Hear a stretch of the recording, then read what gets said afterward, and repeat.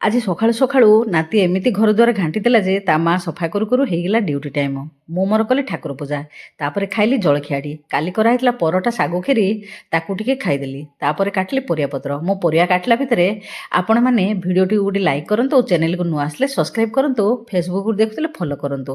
ତାହେଲେ ମାଉସୀକୁ ଟିକେ ଖୁସି ଲାଗିବ ଭିଡ଼ିଓ ତିଆରି କରିବା ପାଇଁ।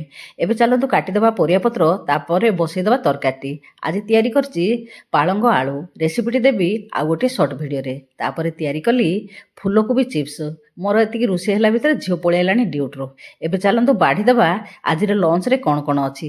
ପଖାଳ ଭାତ ସାଙ୍ଗକୁ ଫୁଲକୋବି ଚିପ୍ସ, ତା ସାଙ୍ଗକୁ ପାଳଙ୍ଗ ଆଳୁ, ଆଉ ତା ପାଖରେ ଆମ୍ବୁଲ, ଶୁଖିଲା ଲଙ୍କା ଛାଣିକି ପିଆଜ ସାଙ୍ଗରେ ଲୁଣ ଲଙ୍କା ଦଳା ଦେଇଦେବା। ଏବେ ଝିଅକୁ ପଚାରିବା ପାଳଙ୍ଗ ଆଳୁର ରେସିପି କ'ଣ ଲାଗୁଛି। ପାଳଙ୍ଗଟା ଚାଖିବୁ, ତୁ କଲା ଭଳିଆ ହେଇଛି କି ନାହିଁ? ବଢିଆ ହେଇଛି। ହେଇଛି, ସେଇଟା କହୁନୁ।